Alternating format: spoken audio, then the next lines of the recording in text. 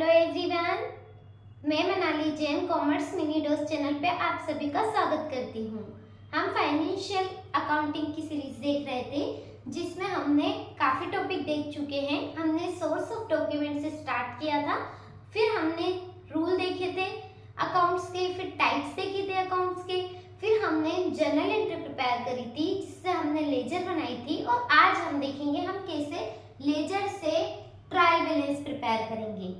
Trial balance क्या होता है, क्यों बनाते हैं, कब बनाते हैं और इसके मेथड क्या क्या है, आइए तो देखते हैं। ट्रायल बैलेंस एक स्टेटमेंट होता है जो कोई भी बिजनेस अपने लेजर के बाद क्रिएट करता है।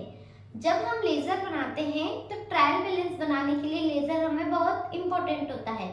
हम किसी भी बिजनेस में लेजर को बार बार इतने सारे अकाउंट्स को एक साथ नहीं देख सकते, इसी के लिए हम एक ट्रायल बैलेंस स्टेटमेंट बनाते हैं जो हमें सारे लेजर को एक जगह फिक्स्ड अमाउंट में शो कर देता है कि आपका डेबिट बैलेंस कितना है और क्रेडिट बैलेंस कितना है। ट्रायल बैलेंस एक तरह का स्टेटमेंट है, तो हम बोल सकते हैं कि ट्रायल बैलेंस किसी डेट के हिसाब से बनाया जाता है, डेट पर, न कि ये ट्रायल बैलेंस P&L ट्रेडिंग और बैलेंस शीट की तरह होता है। ट्रायल बैलेंस एक किसी भी डेट जिस दिन आपके लेजर प्रिपेयर हो गए हैं और हम उसी दिन इसको प्रिपेयर कर सकते हैं। ट्रायल बैलेंस बनाने के लिए क्या जरूरी है, लेजर बनाना पहले। तो हम लेजर लास्ट लेक्चर में देख चुके थे, और आप में से जिनने लेजर बनाना नहीं देखा है वो एक बार लास्ट वीडियो को देख के जरूर इसको देखें, तो आपको समझ में आएगा। ट्रायल बैलेंस एक तरह का स्टेटमेंट होता है, ये किसी पर्टिकुलर एक डेट पे बनाया जाता है जिसमें आप जितने भी लेजर में आपके अकाउंट आ रहे हैं उनका डेबिट और क्रेडिट बैलेंस लिखते हैं। अब मैं आपको बताऊंगी ट्रायल बैलेंस बनाने के बाद क्या करते हैं हम, ट्रायल बैलेंस बनाते क्यों है और क्या करना है आगे। ट्रायल बैलेंस बनाने से क्या होता है, हमारी मैथमेटिकल एक्यूरेसी का पता लग जाता है। वो कैसे पता लगेगा, सारे लेजर चेक हो जाते हैं और हम डेबिट और क्रेडिट बैलेंस पता कर लेते हैं, जिससे हमें श्योरिटी हो जाती है कि कहीं ना कहीं हमारी मैथमेटिकल एक्यूरेसी है, मिस्टेक कहीं हुई नहीं है। पर कई बार ऐसा भी होता है कि ट्रायल बैलेंस बन जाता है, लेजर के अमाउंट निकल जाते हैं, उसके बाद भी हमारे बुक्स ऑफ अकाउंट में कहीं ना कहीं मिस्टेक रह जाती है। तो हम जो नेक्स्ट लेक्चर पढ़ेंगे वहाँ हम ऐसी मिस्टेक के बारे में भी पढ़ेंगे, ऐसी कौन कौन सी गलतियां रह जाती है, एरर्स आ जाती है, जिसके बावजूद भी ट्रायल बैलेंस मिल जाता है। हम ऐसे बोल सकते हैं कि ट्रायल बैलेंस अगर आपका मिल गया तो हम हमारे जो trading P&L balance sheet prepare करते हैं वो एक्यूरेट कर सकते हैं, एक तरह की हमें श्योरिटी मिल जाती है। आज हम देखते हैं ट्रायल बैलेंस का सबसे पहले फॉर्मेट क्या होता है ट्रायल बैलेंस का। ट्रायल बैलेंस लिखेंगे और एज ऑन लिखेंगे। यहाँ हमने ईयर एंडिंग क्यों नहीं लिखा, जबकि हम ट्रेडिंग P&L में ईयर एंडिंग लिखते हैं, क्योंकि ये एक अकाउंट नहीं है, ये क्या है, एक स्टेटमेंट। हम अकाउंट किसको बोलते हैं, जो डबल एंट्री सिस्टम पे काम करता है, जिसका डेबिट और क्रेडिट दोनों होता है। इसमें डेबिट और क्रेडिट होगा, पर ये डबल एंट्री सिस्टम पे काम नहीं करता है। डबल एंट्री सिस्टम से यहाँ डेबिट हो रहा है तो क्रेडिट भी होगा। यहाँ सिर्फ ये लेजर की जो लास्ट का बैलेंस निकल के आता है, किसका बैलेंस आता है ये वो बताएगा। तो आइए चलिए फॉर्मेट देखते हैं।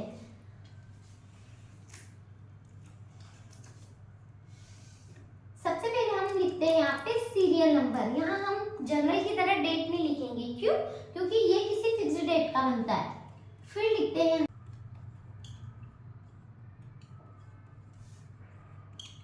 उसके बाद हम क्या करेंगे, हम वहां पर देखा था हमने कि हम वहां पर क्या करते थे, डेट लिखते थे लेजर में, पर्टिकुलर लिखते थे, LF JF लिखते थे जनरल लेजर के लिए। बट यहाँ ऐसा नहीं होगा, यहाँ सीरियल नंबर डलेगा, नेम ऑफ अकाउंट्स डलेंगे आपका कौन सा है, और यहाँ आ जाएगा आपका डेबिट बैलेंस और यहाँ आ जाएगा आपका क्रेडिट बैलेंस। अब मैं बताती हूँ आपको कि ये बैलेंस हम लाएंगे कहाँ से। जब हम लेजर प्रिपेयर किए थे तब हमने वहां पर देखा था कि हमारा जब बुक्स ऑफ अकाउंट का हम लेजर क्रिएट करते हैं तो बैलेंस BD लिखते, बैलेंस CD निकालते हैं, लास्ट में जाके हम देखते हैं कि दोनों में से डेबिट बैलेंस आया है या क्रेडिट बैलेंस आया है। आपने डेबिट बैलेंस और क्रेडिट बैलेंस निकालने के लिए आप लास्ट लेक्चर में देख के आएंगे।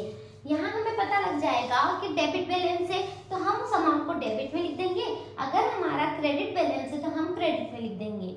हम यहाँ पर जैसे मान लीजिए एग्जांपल के लिए मेरे पास कैपिटल है, कैपिटल अकाउंट है, तो मैं कैपिटल अकाउंट लिखूंगी। अब कैपिटल अकाउंट का मुझे मान लो 1 लाख का क्रेडिट बैलेंस है, तो मैं क्या लिख दूंगी 1 लाख क्रेडिट की साइड में। अब कुछ ऐसे अकाउंट होते हैं जैसे मान लीजिए सैलरी, उसका मान लीजिए 20,000 डेबिट बैलेंस है, तो आप डेबिट बैलेंस में आ जाएंगे। ठीक है, फिर हम देख लेते हैं बिल्डिंग। बिल्डिंग के अकाउंट का मान लो आपका 5 लाख रुपए डेबिट बैलेंस है, तो आप क्या लिख देंगे डेबिट बैलेंस बिल्डिंग में। फिर मान लीजिए आप कोई अकाउंट देखते हैं, जैसे मान लीजिए आपको एक्स का अकाउंट खुल रहा था आपके यहाँ पे, ठीक है। अब एक्स से आपने कोई भी ट्रांजेक्शन किए थे, पैसे लिए भी थे और दिए भी थे, और वो निकल के आ रहा है आपका देना क्रेडिट बैलेंस, मान लीजिए 5,000, तो आप उसको ऐसे शो कर देंगे। आई होप आपको लेजर देखने के बाद ये समझ में आ जाएगा कि आपको डेबिट लिखना है या क्रेडिट में अमाउंट लिखना है। जब भी आप लेजर प्रिपेयर करते हैं तो आप वहाँ देखते हैं कि आपका डेबिट बैलेंस आ रहा है या क्रेडिट बैलेंस आ रहा है, उसी के बाद हम प्रोसेस करेंगे ट्रायल बैलेंस की। तो आपको आई होप यहाँ तक समझ में आया होगा। अब आप जानेंगे कुछ ऐसे अकाउंट्स भी होते हैं जिनका हमें ऑलरेडी पता रहता है कि वो डेबिट है या क्रेडिट है। ऐसे कौन से अकाउंट है, जैसे कैपिटल हमें पता है क्रेडिट साइड में आती है, ठीक है। आपने देखा होगा आपके लॉसेज है, एक्सपेंसेस है, वो हमेशा आपके डेबिट साइड में आते हैं। आपने देखा होगा आपकी इनकम जनरेट हो रही है, इनकम है, प्रॉफिट हो गया, गेन हो गया, वो सारे क्रेडिट में जाएंगे। आपकी जितनी भी परचेज है वो हमेशा डेबिट में आएगी, और आपकी सेल है वो क्रेडिट में जाएगी। आपने देखा होगा आपकी जो फिक्स्ड एसेट्स है वो सारी डेबिट अकाउंट बताएगी, जबकि आपकी करंट लाइबिलिटीज है वो कहाँ जाएगी, क्रेडिट में। तो आपको कई हद तक तो पता चल गया होगा कि डेबिट में किसको लिखना है, क्रेडिट में किसको लिखना है। कुछ अकाउंट ऐसे रहते हैं जैसे पर्सनल अकाउंट रहते हैं, जैसे एक्स का, वाई का, जेड का, राम का, श्याम का। ऐसे में आपको पता नहीं चलता आपको लेना है देना है, तो आपको ये लेजर से पता लगेगा कि आपका लेजर एंडिंग पे क्या शो कर रहा है, उससे आपको लेना है या देना है, तो उस अकॉर्डिंग आप डेबिट और क्रेडिट बैलेंस को शो करेंगे। तो सबसे पहले तो आज हमने ये फॉर्मेट बनाना देखा है। अब हम इसके बाद देखेंगे कि इसके कितने मेथड होते हैं। तो मैं आपको यहाँ बताऊंगी, जब भी आप इनका बैलेंस करेंगे मान लीजिए, तो ये बैलेंस सारे अकाउंट प्रिपेयर करने के बाद बराबर आएगा दोनों तरफ का।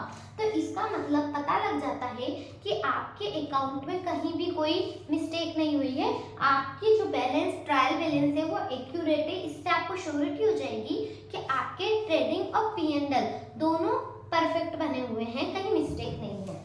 अभी तो यहाँ हमने सिर्फ एग्जांपल के लिए 4 डिजिट समझी है, इसलिए हमारा ये अलग अलग बताएगा, पर जब हम प्रॉपर वे में करेंगे लेजर के अकॉर्डिंग तो हमारी बिल्कुल एग्जैक्ट आएगा।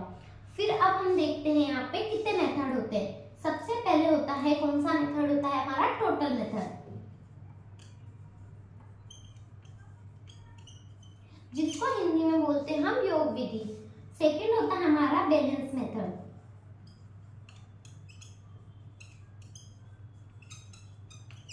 जिसको बोलते हैं हम शेष विधि। कई बार ऐसा होता है कि एग्जाम में थर्ड मेथड बन के आ जाता है कि टोटल और बैलेंस मेथड से ट्रायल बैलेंस बनाइए, तो वो इन दोनों के अकॉर्डिंग ही बनता है।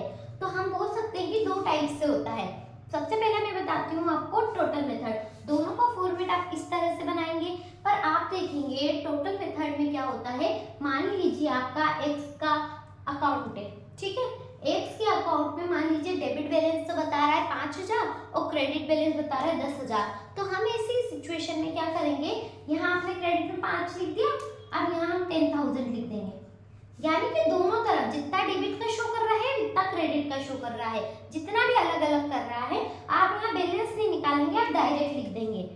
कैसे, जैसे मान लीजिए आपकी बिल्डिंग अकाउंट है, आपने बिल्डिंग ली भी थी और कहीं आपकी बिल्डिंग तो ऑलमोस्ट आपके डेबिट साइड ही आएगी, पर ऐसा कोई भी अकाउंट है जो आपके क्रेडिट साइड जा रहा है, ठीक है, उससे आपका लेन देन चल रहा है, कोई राम नाम का व्यक्ति और आपका क्या हो रहा है, उससे लेन देन चल रहा है, आप भी ले रहे हैं आप उसको दे भी रहे हैं। तो कई बार ऐसा होता है, कभी तो आप दे रहे हैं कभी ले रहे हैं, तो उसका कुछ डेबिट टोटल होगा और क्रेडिट टोटल होगा। तो जब हम टोटल मेथड से लिखते हैं तो वो तो हो गया आपका टोटल, यानी कि डेबिट में भी अमाउंट लिखोगे और क्रेडिट में भी अमाउंट लिखोगे।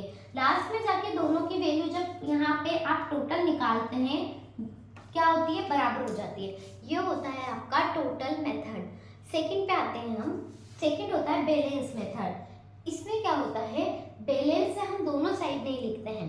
मतलब कैसे, अब आप देखिए यहाँ कितना आ रहा है 10,000, यहाँ कितना आ रहा है 5,000। हम बैलेंस मेथड में क्या करेंगे, डेबिट का बैलेंस ज्यादा है किसके बैलेंस से, क्रेडिट के बैलेंस से। हम 10,000 में से 5,000 को लेस कर देंगे, कितना बचा हमारा 5,000। हम क्या करेंगे, उसको डेबिट साइड में 5,000 शो कर देंगे। अब यहाँ आपको क्या अलग चीज मिली है कि हमने दोनों अकाउंट में नहीं लिख के, दोनों में कंपैरिजन करके बैलेंस निकाल के जिधर ज्यादा था हमने उसका का लिख दिया। तो आई होप आपको टोटल मेथड भी समझ आया होगा, बैलेंस मेथड भी समझ आया होगा। आपको क्विकली रिवाइज करवा देती हूँ मैं। सबसे पहले मैं क्या बताई हूँ आपको कि ट्रायल बैलेंस क्या होता है, एक तरह का स्टेटमेंट होता है। इसको किसी पर्टिकुलर डेट पे बनाया जाता है। ये एक अकाउंट की लिस्ट होती है, ना कि अकाउंट्स होते हैं ये किसी के भी। जो भी आपने लेजर प्रिपेयर करेंगे सारे अकाउंट आप यहाँ पर मेंशन करेंगे और उसके बाद आपका डेबिट बैलेंस है तो डेबिट में शो करेंगे, क्रेडिट बैलेंस है तो क्रेडिट में करेंगे। इसके मैंने 2 टाइप्स बताए हैं। सबसे पहला होता है टोटल मेथड। टोटल मेथड हमें बताता है कि हम डेबिट साइड में डेबिट का अमाउंट, क्रेडिट साइड में क्रेडिट का अमाउंट लिख देंगे, नीचे टोटल कर देंगे, हमारा एक्यूरेट पता लग जाएगा अगर दोनों बराबर आ गए हैं तो ऐड करने पे। उसके बाद हम देखेंगे सेकंड बैलेंस मेथड।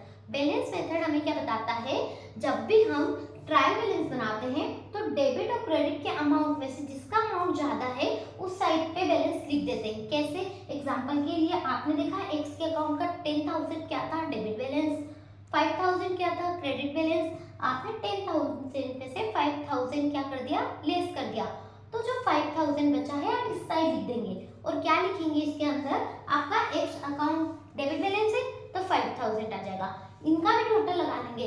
इस कंडीशन में भी आपका अमाउंट क्या होगा, डेबिट का और क्रेडिट का दोनों बराबर आएगा। जब भी आपका डेबिट और क्रेडिट का अमाउंट बैलेंस बराबर आ जाता है, यानी कि आपका ट्रायल बैलेंस में कहीं कोई मिस्टेक नहीं है। ट्रायल बैलेंस में नहीं, आपने जो जर्नल करी है, आपने जो लेजर क्रिएट करे उनमें कहीं कोई प्रॉब्लम नहीं है। इससे आपका ट्रेडिंग P&L बनाना इजी हो जाता है। कई बार ऐसा होता है ये बैलेंस मिलते नहीं है, कुछ ना कुछ कहीं ना कहीं मान लीजिए कोई भूल रह जाती है हमसे, कोई त्रुटि हो जाती है, कोई एरर आ जाती है, जिस रीजन से क्या होता है, आपका मान लो यहाँ पे 1 लाख रुपए आ रहा होगा आपका टोटल और यहाँ कितना आ रहा होगा आपके 90,000, ठीक है। अब ये 10,000 का कहीं ना कहीं हो सके आपने जर्नल में मिस्टेक करी हो सके आपने लेजर में मिस्टेक कर दी हो, कहीं ना कहीं आपने कोई ना कोई ऐसी मिस्टेक रख दी है जिसकी वजह से ये 10,000 का आपकी एरर आ जाएगी।